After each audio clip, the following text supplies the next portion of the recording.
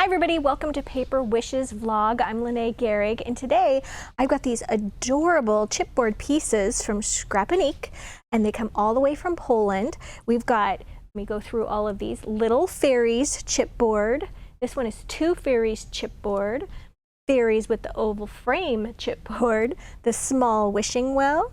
We've also got the gate chipboard, the royal window chipboard, the small royal window chipboard, and then also the royal rectangle frame chipboard. So my friend Debbie made some really beautiful cards using these, and we have a couple techniques to show you how to color them, or you can use them just as they are. They're really beautiful when they're just plain. So for example, here's one that Debbie did using just the fairy here from this frame, and she just left it plain. She used the Abundant Floral paper pack on this little square card, and yeah, she just used it as it comes right out of the package, and it's just really a beautiful ivory color. And then this one, she really mixed it up, and she used the wishing well and the royal rectangle frame for this, but she actually used some tri-blend markers to color them, which is just really beautiful, and it gives it great color. And because they're really detailed, the markers allow you to have control of that and add just different layers of color, and really beautiful. And she used the brown gray blend down here on the wishing well. She used the light portion, here we go, to color the entire base of the wishing well. And then she did the medium portion just to go around the edge here and to color here this little bucket. And then she used the medium as well to just do the inside of each one of these little stones, rather the outside edge of each one of those little stones, and then outlined the entire wishing well base with the medium. So she used the light and the medium of the gray to do that. And then she also used, this is earth brown blend on the actual roof of the wishing well, and she did the entire surface in a light color, and then went over that in the medium and did the outside edges here and colored all the details. And then for the flowers, she used the dark red blend, and she said she just used the medium and the dark on all of these little flowers. And then for the leaves, she used the dull green blend. And for that, she used the light first, and then went over the just the leaves in the medium, just to give those a little bit of different contrast. All right, and then also for the sign, rather the royal rectangle frame, wow, that just came out hard. The dark red she used on that first layer, and then she used pale pink blend on the second layer, because there's two layers of frames that are stacked, and colored the flowers in the same way as she did before. So just really beautiful and lots of detail. The paper pack she used here, first she used red cardstock, and then she used country chic paper pack for that barnwood and that great burlap. Finally, this one is pretty spectacular. Look at all the glitter, so beautiful.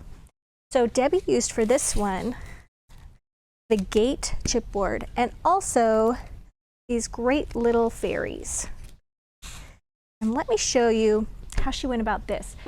We have this new set of Wow glitter, embossed glitter. This is called Gemstone, and it's 3 beautiful embossing powders.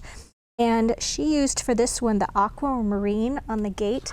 And when you're using embossing powder on large areas, we like to use the Watermark by Spectrum Noir translucent clear ink, and it's just an embossing ink. So you would go over that and go over the entire surface using the surface of the pad, and then sprinkle the aquamarine over that, and then heat that with a heat gun. Let me just open this up so we can take a look. Look at that beautiful color in there. And then for the fairy, she did something a little different. I'm going to show you how she did that. Here we Go. Okay, so I'm going to use this little fairy. Go. A little different from this one, but the wings are done in the same manner. Here we go. And the first thing, if you're using a fine detailed area like this part, and this has 2 portions to it, you can use, this is the Wow embossing pen, and it's just got embossing ink right, just clear, right there, and cover that easily. You can also use the surface of the embossing ink pad, but if you're getting detail areas like her arms and stuff, it's nice to get into there with a little smaller area. Okay, and then I'm just going to take, this is the Tanzanite color, beautiful pink.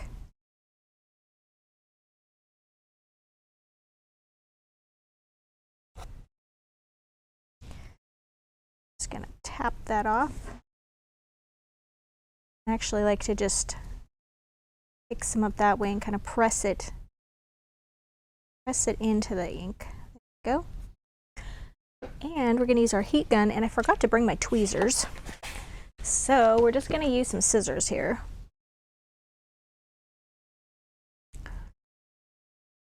So we don't burn our fingers.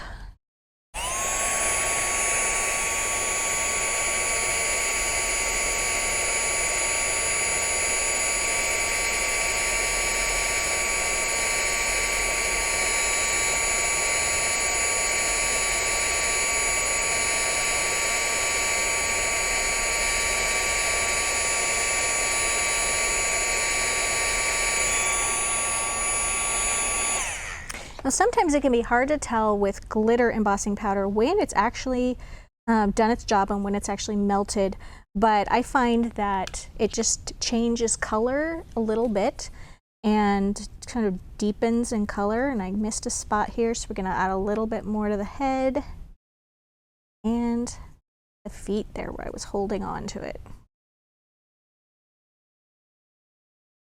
There we go. It's another nice thing about the embossing pen is you can just add a little bit more. Okay, I'm going to take a risk here and do the bottom.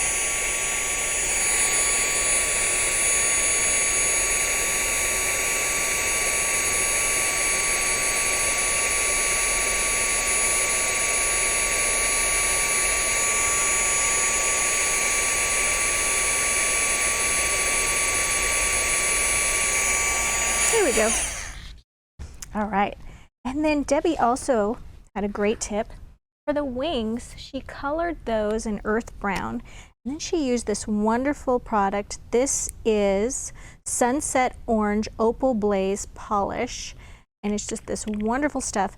But you need to have a dark base to put it on. So we noticed that the light chipboard, it just didn't show up on that color. So if you do a nice dark base using the alcohol pen, tri-blend markers, and then I like to hit that after you color it with the heat gun just to dry it quickly. So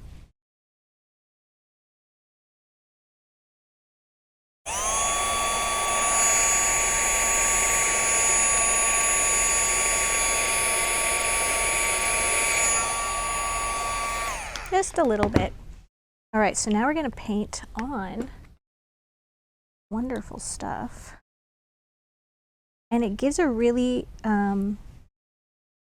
it almost has it has a pink tinge to it. I hope we'll be able to see it. I might have to hit it with the heat gun again, see how it looks when it's dry.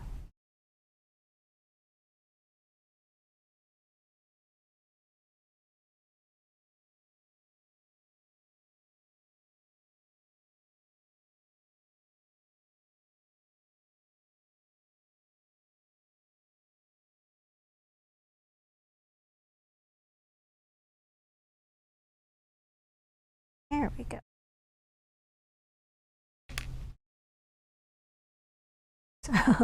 So as you can see, oh, there we go. It's got this really beautiful look to that, and it's kind of that pinky brown color, which is so beautiful. And then to finish off our fairy, so I'm not going to finish painting, but you just lay the fairy body, and you glue that right over that top. Let's go ahead and do that for some more dimension there. So my glue got a little stuffed up. Well, if your glue bottle gets stuffed, just use that paper clip. There we go. And that's going to go right over the top of the first one to give that dimension.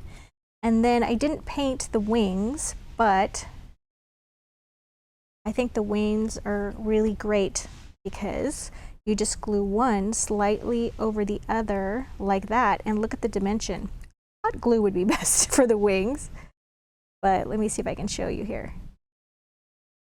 You glue one over the other and at an angle. Okay, note to self, bring hot glue gun next time. There we go. And you do the same on the other wing. There we go. So as you can see, these chipboard pieces are really fun to use, just plain, they're really beautiful, or you can use wonderful products like we've shown you today. We have a great money saver on these chipboard pieces, so I would make sure to get in on that. If you are watching us on our vlog page, then the big blue button on the page is the link to the money saver, and if you're watching us on YouTube, then the money saver is in the description block directly below this video.